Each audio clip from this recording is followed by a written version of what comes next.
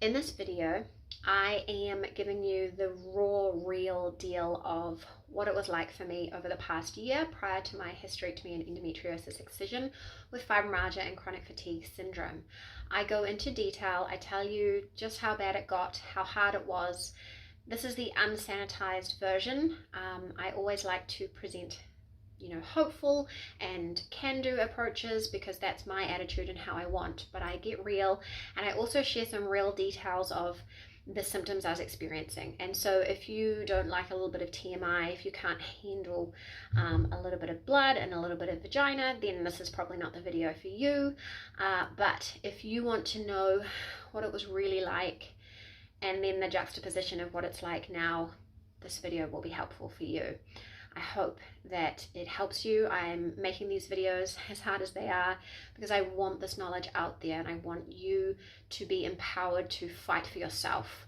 And I just want to make it clear so that people know what is normal, what is not normal, when should we be fighting for help, and what is it actually like, because adding fibromyalgia and chronic fatigue syndrome to other things really throws a spanner in the works. So I hope it helps. Hi everyone, Melissa from Melissa vs. Fibromyalgia here. I wanted to talk to you today about the experience of basically the last year. So I've had symptoms of chronic illness, fibromyalgia, chronic fatigue syndrome for a long time. Like since my teenage years, I've experienced symptoms. And over that time, of course, I have experienced a lot of misunderstanding, gaslighting, and no answers. But it really came to a head when we started to realize last year that my periods, my heavy painful periods, couldn't be chalked up to fibromyalgia or just some people have it worse, anything like that.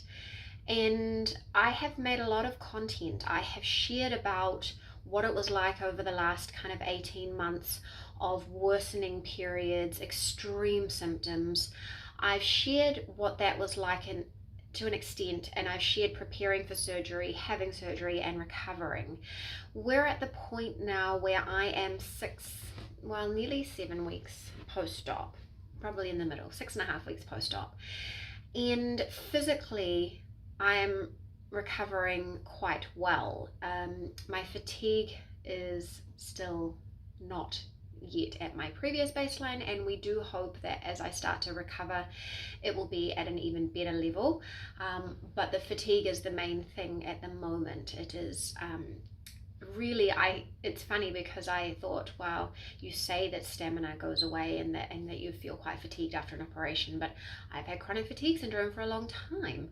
I'm sure that I will just manage to take it under the chin and keep going, but nope, it's been difficult. But as I've come out of that extreme struggle, I've started to recognize and process a little bit of what it was like. It was hard. Like I was barely coping, really barely coping. And I am a positive person, I'm a hopeful person, and I'm a proactive person. So I try really hard to focus on what I can do and what I can control. And I try to look forward and get on with things. So I don't spend a lot of time wallowing. And the only time I will let something stop me is if I physically can't keep going. And I don't necessarily know if that's the right way or not, but I think now I am able to adequately give you the full update of what it was like. The symptoms were outrageous.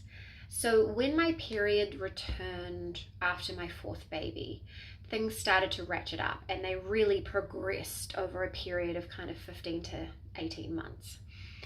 I have always had heavy, painful periods, but prior to my fourth baby, they were pretty cyclical. I knew when they were going to be.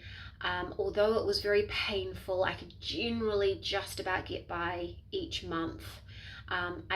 The iron levels were very hard to hold up, but it was generally something I could manage, even though looking back it should have been taken more seriously. My surgeon said that there isn't a spectrum. It is either you can take ibuprofen and get on with your day and that's normal, or it's what I was experiencing, and it was not normal.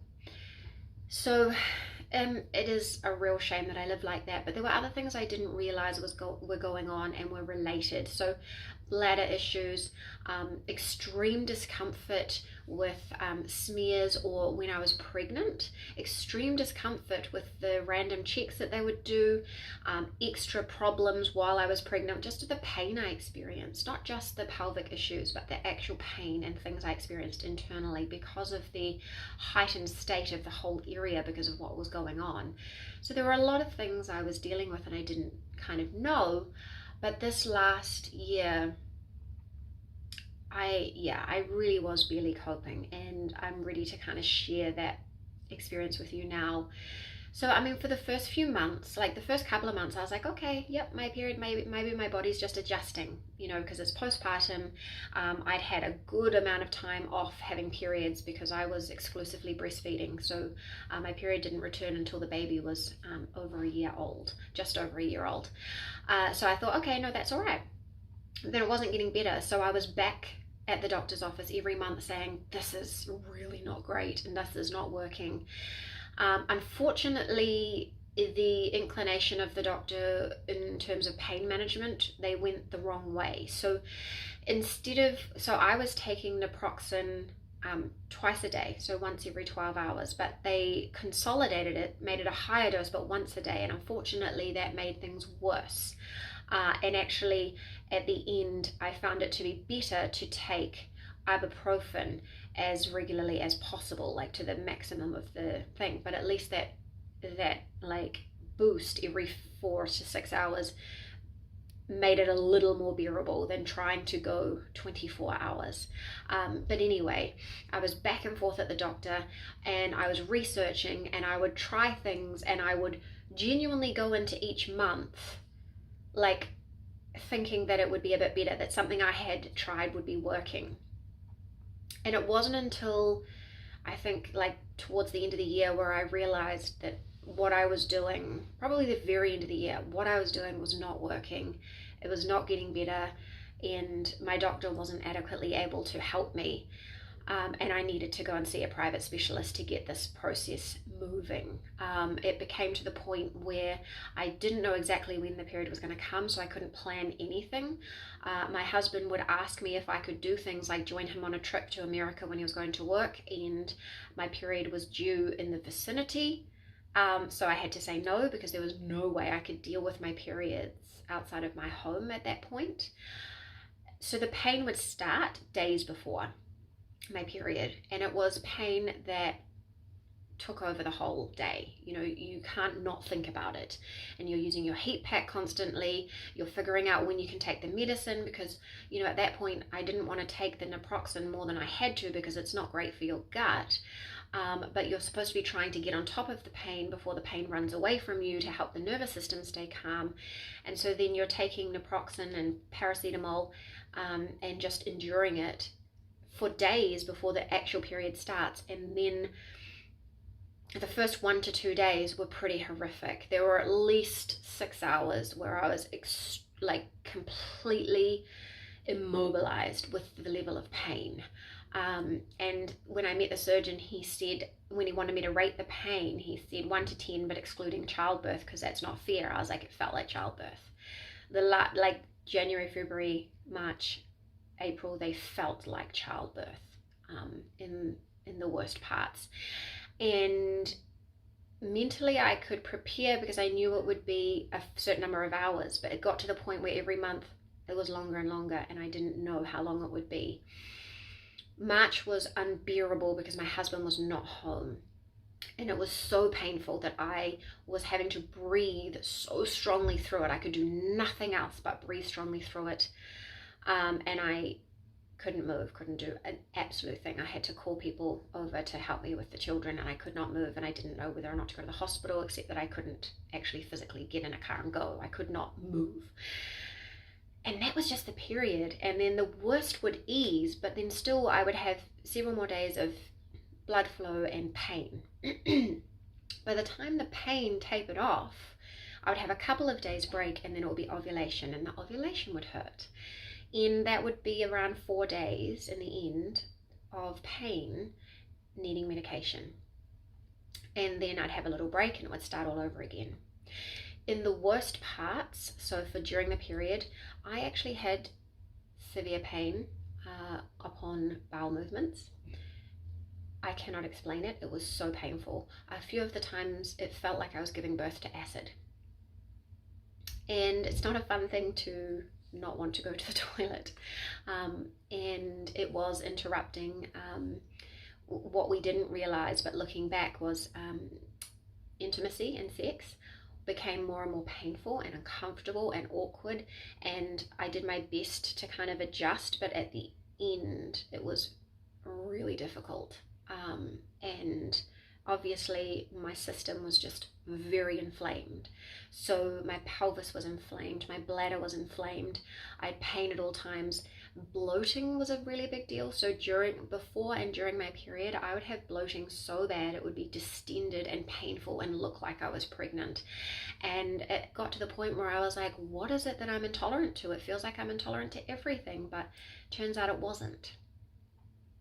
And I was barely coping. So the only way I got through the last kind of 6 months is, at first I was counting down to just seeing the surgeon.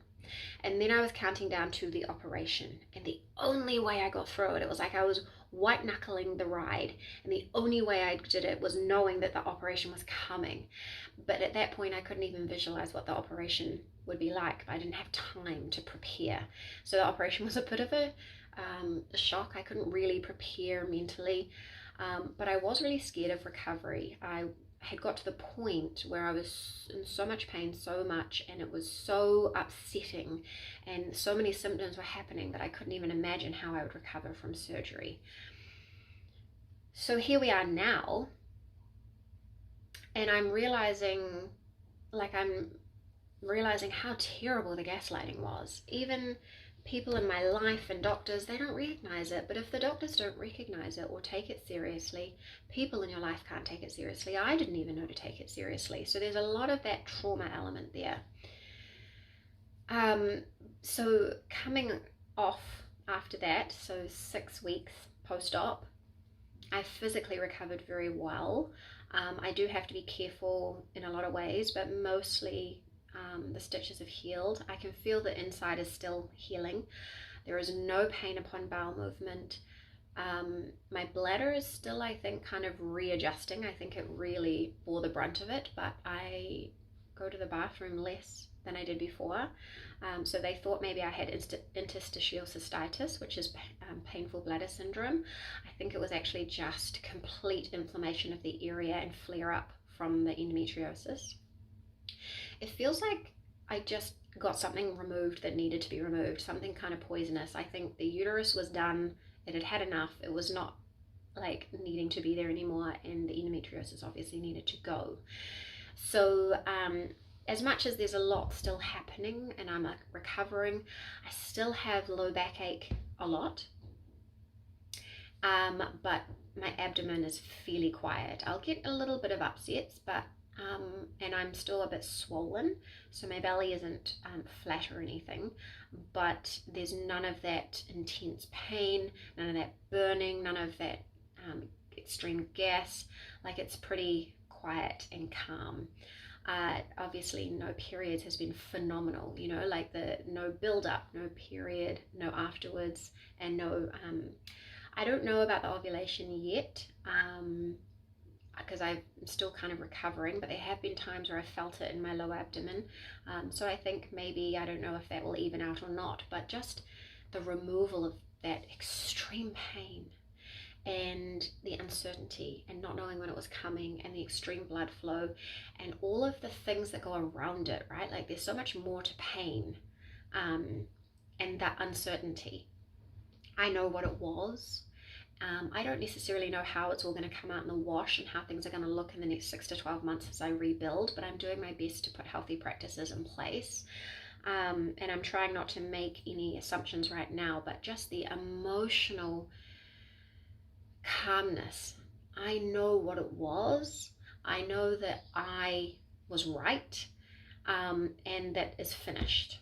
I don't have to worry when my period is coming anymore. I don't have to worry what it will be like. I haven't taken any heavy duty NSAIDs, non-steroidal anti-inflammatory drugs since the week of the operation.